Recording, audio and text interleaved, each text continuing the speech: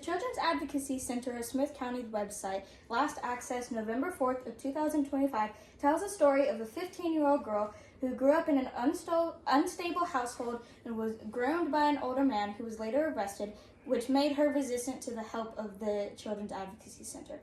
The Texas Department of Family and Protective Services website, last accessed November 4th of 2025, said that in 2024 there were almost 3,000 cases of alleged or confirmed child abuse. Now, if one of these 3,000 children had been a child you knew and loved, how would you like it to be handled? You would want someone who genuinely wanted to help and care for these children involved. I have done several service projects at the Children's Advocacy Center, and I know firsthand that that is the very heart of this charity. We're going to examine the Children's Advocacy Center of Smith County by taking a look at their history, their current programs, and how to get involved. The Children's Advocacy Center of Smith County's website says that the Advocacy Center was first established in 1994 by several groups of law enforcement and concerned citizens.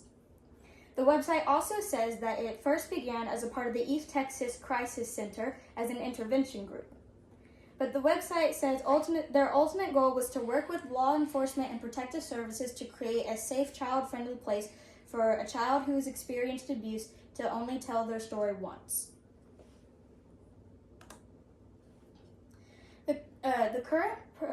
Moving on to current programs, the Children's Advocacy Center of Smith County's Facebook page, last accessed November 4th, 2025, says that their mission is to protect and restore the lives of children who have experienced child abuse with team investigations, healing services, community outreach, and strategic partnerships. Their Facebook page also talks about their forensic interviews, which is where they create this place for the child to only tell their story once, but also gives all the information to the law enforcement and protective services to investigate the case. The Advocacy Center's website also explains how their current programs offer therapy, medical services, services to the victims' families, and their Rainbow Room, which gives supplies to the families taking care of the children. Now that we've looked at the current programs, we'll talk about how to get involved.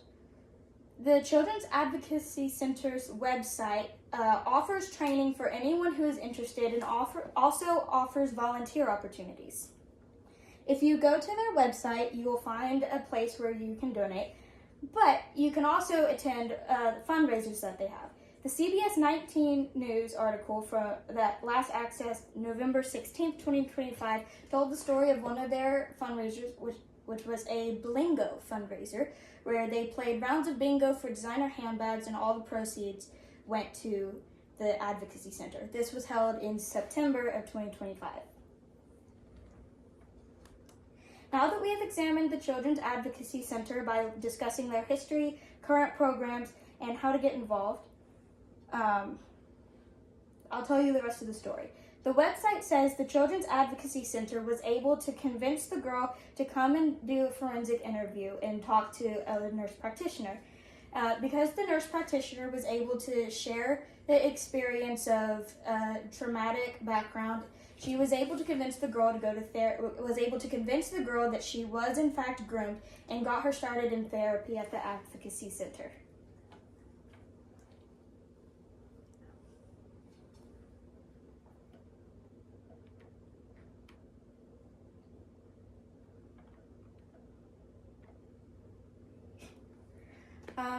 Our next speaker will be Sam Vasquez, and he will tell you about the International Society for the Prevention of Child Abuse and Neglect.